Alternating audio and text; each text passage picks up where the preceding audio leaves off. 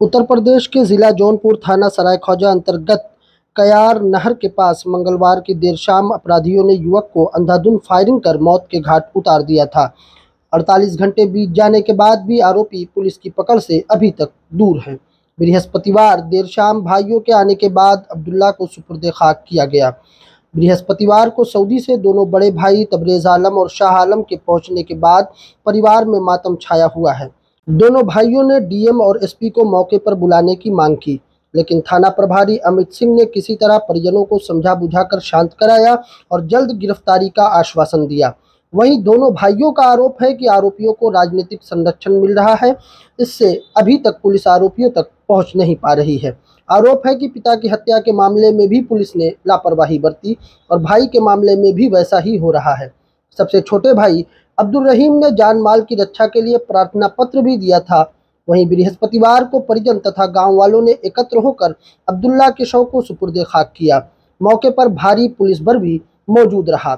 48 घंटे बीत जाने के बाद भी अभी तक पुलिस के हाथ खाली है। सर, हमारा नाम अब्दुल रहीम है। घटना दिनांक 30 समय 5 बजे हम दो भाई लोग चौराहे पे रुके हुए थे। जिस समय हमने प्रशासन को कॉल भी किया था, धमकी उमकी मिली थी, तो उस समय जब धमकी आई तो हमने कॉल किया तो प्रशासन आ ही रही थी। तो भाई ने कहा वेट कर लेते हैं, उसके बाद फिर जैसा होता है देखते हैं। लेकिन वही लोग जो भाई की हत्या किए, black Scorpio number UP 62 CH 2055, इस स्कॉर्पियो से उतरे 4 लोग, जिसमें एक व्यक्ति जो पहले से 2 महीने पहले हमारे पिताजी की भी हत्या हुई थी, जिसमें रेहान भी मतलब उस हत्या में शामिल, पिताजी की हत्या किया था। तो उसमें हत्या से जेल से निकल के वापस आया, 15 दिन वापस आते हुए। तब वो स्कॉर्पियो से डायरेक्ट 4 लोग, जिसे फर्स्ट नेम है जो मिंटू यादव और सेकंड नेम है जितेंद्र यादव, थर्ड नेम अनुज यादव, फोर्थ नेम राकेश यादव, इन लोगों को आदेश किया कि यही 2 लोग हैं, इन लोगों को जान से मार दो। उसके बाद उन लोगों ने असलाह निकाला और धड़ाधड़ मारने लगे। जब गोली मारने लगे तो मेरा भाई सामने आया और उसके बाद उन्होंने गोली खाया, मुझे धक्का दिया कि तू अपनी जान बचाकर भाग जा। उसके बाद मौके पर हीरा लाल यादव उर्फ गुल्लू यादव और रोहित यादव मौके पे जब पहुंचे, उन्होंने एक शॉर्ट वीडियो ली। उसके बाद उनके ऊपर भी हमला कर दिया। हमला करते समय उनको भी धमकी दिया। उन लोगों ने अपनी जान बचाया। एक करीब में दुकान है सीमेंट बालू, उन्होंने अपनी जान को सेफ बचाने के लिए उस दुकान में अपने आप को बचाया। उसके बाद क्या हुआ कि 27 दिनांक को यही लोगों ने हमको धमकी दिया था। हमने थाने पर एक FIR दर्ज करवाने के लिए गया। जब FIR दर्ज करवाने के लिए गया तो हमारा सिर्फ NCR लिखा गया, जिसमें हमने कहा कि इन लोगों को पकड़िए, लेकिन उसमें यह कहा गया कि पकड़ने का कोई आदेश नहीं लिया गया, सिर्फ उन लोगों का। ये घटना होने से पहले आपने प्रशासन को ये लिखित दिया था कि हमारे जान को खतरा है? जी, हमने एक FIR किया, लेकिन FIR क्या, वहाँ हमारा NCR दर्ज हुआ, जिसे हमने आशा किया कि नहीं, मेरे जान की खतरा है, ऐसा ऐसा हमारे साथ किए, जिसमें मारे पीटे भी है, ऐसा नहीं है। मैंने नाम भी बताया, ये भी बताया कि ब्लैक स्प्लेंडर से आए और उसके बाद धमकी दी है, सटाए, मारे पीटे, भाग गए।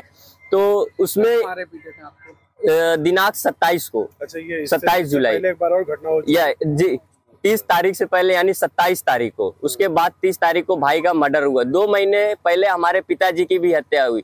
अब अगर प्रशासन की बात की जाए, ये बात की जाए तो अब तक बड़े SP साहब, SP IPS अजय वर्मा पाल साहब, आई थिंक सोच रहे यही है कि उनसे भी घटना के समय हमने कॉल लगाया 15 से 20 बार, लेकिन कॉल रिसीव नहीं हुआ। उस समय मैं अपना मोबाइल फोड़ दिया। फिर उसके बाद जब मैं भाई को जिला अस्पताल लेके पहुंचा, हमारी बहन लोगों ने पहुंचा, तो फिर मैं भी पहुंचा वहां पे। उस समय कोई भी प्रशासन वहां मौजूद नहीं था, सिर्फ हम और एक हमारे चचा का लड़का, एक खाला का लड़का। पूरी रात गुजरे, क्योंकि अपराधी देखिए पकड़ा भी नहीं गया और प्रशासन हमारे साथ वहां मौजूद भी नहीं था। जिसमें हमने 112 नंबर पे कॉल किया, तो 112 नंबर जब पुलिस प्रशासन आई, उसके बाद 2 से 5 मिनट रुकी, उसके बाद वो चली गई। लगभग 10 उस बजे आई, उसके बाद चली गई। फिर मैं सुबह उठने के बाद भी कॉल लगाया, कॉल रिसीव नहीं हो रहा है SP साहब का।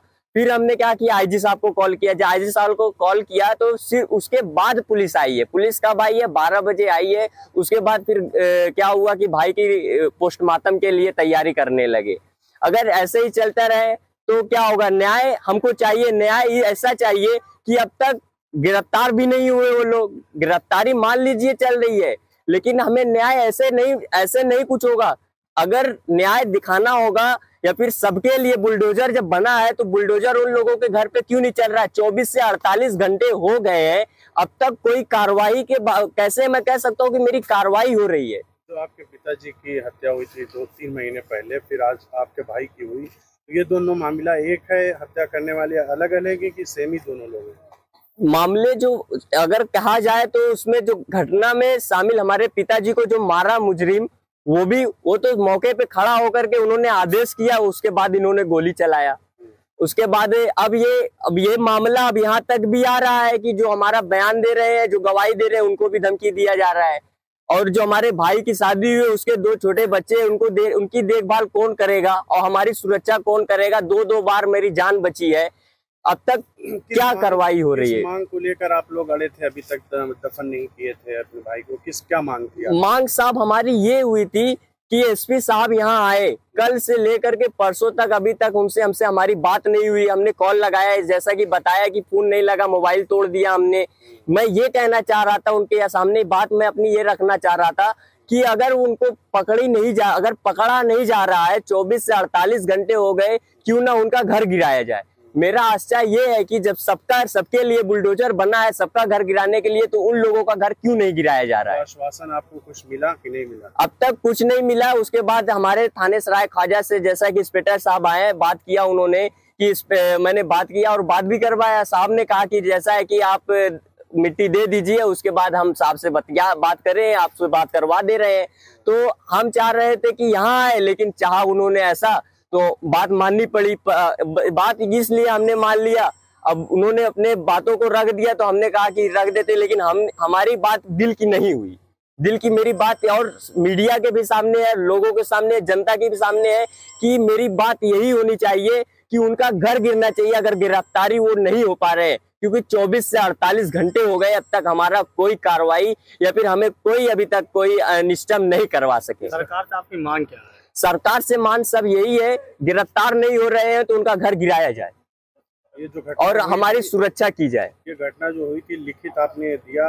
जी, हमने लिखित भी दिया, जिनमें नाम भी दिया, हम जैसा कि नाम भी बता दिया, मिंटू यादव, अनुज यादव, जितेंद्र यादव। पहले भी अपराधी कुछ किया? जी, मिंटू या भाई बता सकता हूँ कि जैसा कि मिंटू यादव, इन्होंने भी ऑलरेडी 302 का मुजरिम हत्या किया है। इन लोगों का असलाह सप्लायर और दिन दहाड़े अगर गोली चलाना छोटी बात नहीं है, क्योंकि पहले से इस मामले में हमने पहले राजेश कुमार शुक्ला, जो कि थाना सराय ख्वाजा में पिछले जो हमारे पिताजी की हत्या हुई थी, जिसमें हमने ये भी नाम बताया कि मिंटू यादव ने ही असलाह उनको दिया। पूरी तरह से बात को पता चल गया था, अरमान ने बता भी दिया था कि असलाह इन्होंने दिया है, लेकिन उसके ऊपर कार्रवाई तब भी नहीं हुई थी। आज ये अगर कार्रवाई हुई थी, आज ये घटना देखने को नहीं मिली थी। 30 तारीख को उन्हीं लोग ने और वही व्यक्ति ने और वही सब लोगों ने मिलकर के हमारे भाई की हत्या कर दी है। आगे आपको भी जान का खतरा है आगे? जी, हमारे जान का हर कदम पर खतरा है। हमें हमारे सुरक्षा की जाए और हमारी कार्रवाई की जाए, हम यही चाहते हैं। आपका नाम क्या है? हमारा नाम अब्दुल रहीम है। और जो इंतकाल किए क्या वो हमारे भाई हैं। वहीं इस मौके पर कांग्रेस का एक प्रतिनिधिमंडल पूर्व विधायक नदीम जावेद के नेतृत्व में कयार गांव में पहुंचा और अब्दुल्ला के परिजनों से मुलाकात की। नदीम जावेद ने मीडिया को दिए गए बयान में कहा कि उन्होंने इस पूरी घटना के बारे में प्रियंका गांधी को बतला दिया है और उन्होंने आश्वासन दिया कि न्याय की इस लड़ाई में पूरी कांग्रेस पार्टी अब्दुल्ला के परिजनों के साथ पूरी तरह से खड़ी है। जौनपुर सदर विधानसभा क्षेत्र के कयार गांव में 2 दिन पहले अब्दुल्ला नाम के युवा को यहां के शातिर अपराधियों ने खुलेआम दौड़ा कर जान से मार दिया। उसकी वीडियो भी सोशल मीडिया के माध्यम से जनपद जौनपुर में, पूरे प्रदेश में और देश में हर आदमी ने तकरीबन देख ली है, जो 2 लोग जिम्मेदार लोग हैं। साथ ही साथ अब्दुल्ला नाम के जिस युवा की हत्या सरेआम की गई है, उनके पिताजी की हत्या 7 मई को इन्हीं अपराधियों ने किया था। पूरे जनपद के अंदर अपराध चरम पर है, जिला प्रशासन पूरी तरह से फेल है। जिस तरह से राज्य की सरकार पूरे राज्य में फेल है, उसी तरह से जनपद का प्रशासन जनपद में फेल है। इतनी दुर्भाग्यपूर्ण घटना है ये, और इतनी तकलीफ की बात है कि उसके लिए मुझे लगता है कि मेरे पास शब्द भी नहीं है। दौड़ा दौड़ा कर खुलेआम जिस तरह से मारा गया है, इस तरह की घटना कभी सुनने और देखने को मिलती नहीं है। जिस तरह से ये घटना हुई है, पहले पिताजी की हत्या हुई, फिर उनके युवा बेटे की हत्या हुई। उस बेटे के 2 छोटे छोटे बच्चे हैं, एक 3 साल का बच्चा है और एक लगभग 1 साल 2 महीने का बच्चा है। एक हमारी बहन विधवा हो गई। मां को अपराधियों ने कुछ दिन पहले आकर पिटाई की। घर की एक बहन और है, उसका सर फाड़ने की कोशिश की और सर फाड़ दिया उसका। यह उनका छोटा भाई है जिसका नाम अब्दुल रहीम है। इसको भी गोली मारने की कोशिश की गई, इसके कान के पास से गोली निकली है। उनके भाई विदेश में रहते हैं, आए हुए हैं। खुलेआम इनसे कहा जा रहा है कि हम तुमको गोली मार देंगे और हम तुम्हें जीवित नहीं रहने देंगे। इनके दोस्तों ने और साथियों ने छुप छुपा कर यहां पर लेके आए ताकि अपने भाई के अंतिम संस्कार का हिस्सा बन सके। मैं समझता हूं कि ये जो हालात है इस जनपद के अपराध के नाम पर, वो इतने ज्यादा तकलीफदेह है कि उसके लिए शब्द नहीं है। और इन अपराधियों को जनपद के सत्ताधारी दल के महत्वपूर्ण नेताओं का आशीर्वाद प्राप्त है। अगर आशीर्वाद प्राप्त नहीं होता तो बेधड़क खुलेआम इस तरह से नहीं घूमते। क्योंकि 1.5 महीने 2 महीने पहले उन्होंने हत्या की, वो जेल में गए और दोबारा उनकी बेल हो गई। यहां का जो लोकल प्रशासन है, खासतौर से पुलिस के लोगों की जो भूमिका है, वो संदिग्ध है। अपराध के नाम पर जो जिले का प्रशासन है और खासतौर से लोकल पुलिस है, वो ऐसा लगता है कि कुछ खास लोगों के इशारे पर काम कर रही है। कांग्रेस पार्टी का शीर्षस्थ नेतृत्व श्रीमती प्रियंका गांधी जी को भी इस जो हादसा हुआ है इसकी सूचना है, उनकी तरफ से निर्देश जारी हुआ है।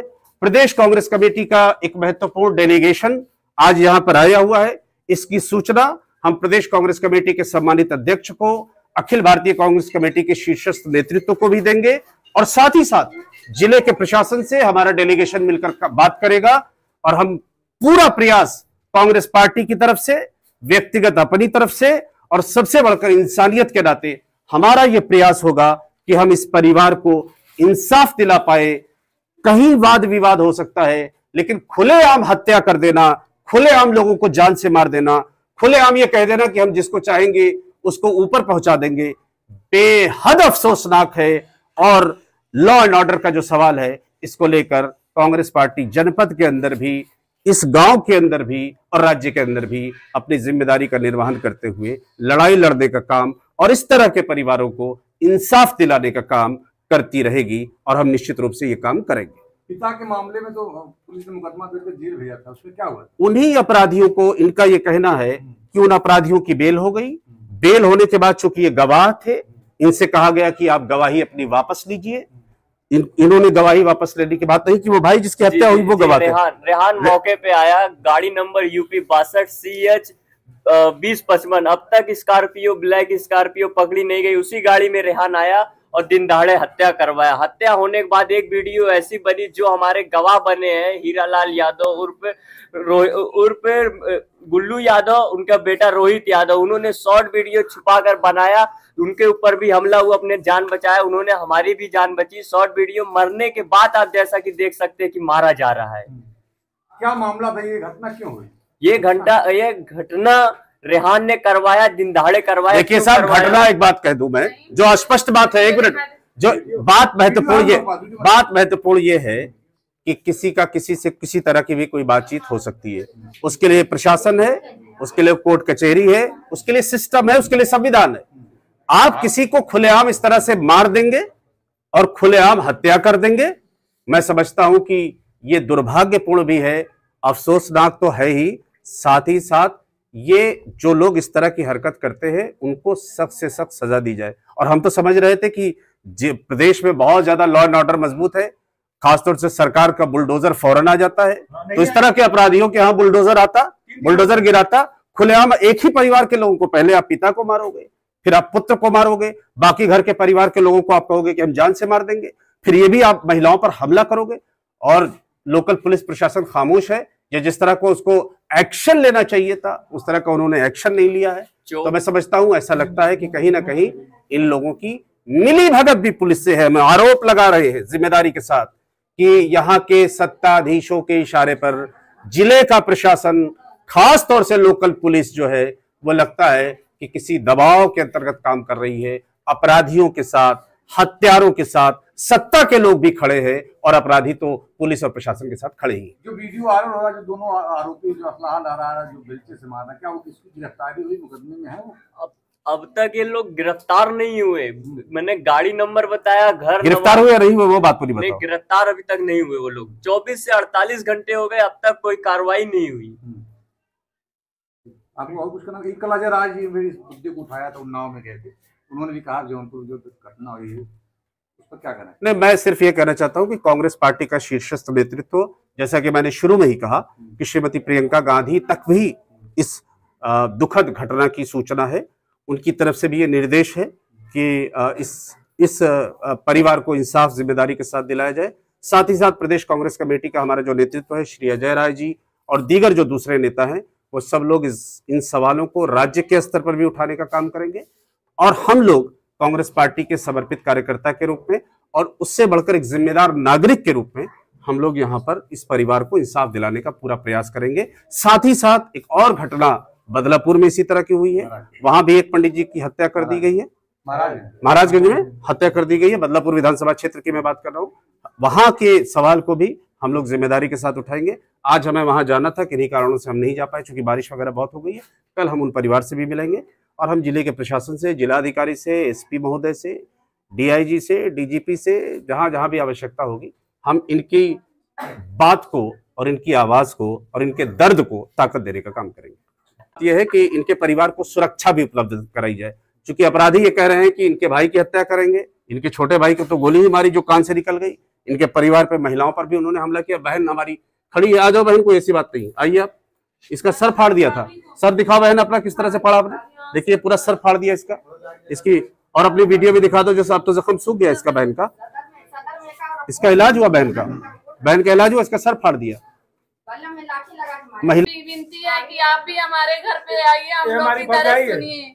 प्रियंका दीदी से भी गिनती है, गादी से आप भी आइए हमारे यहाँ, हम लोग का दर्द समझिए। आप आइए हमारे यहाँ। हम लोग अनाथ हो गए हैं, हम लोग गरीब हो गए हैं, हम लोग के पास कोई चारा नहीं है, हम लोग डरे और सहमे हुए हैं, हम लोग एकदम डर गए हैं।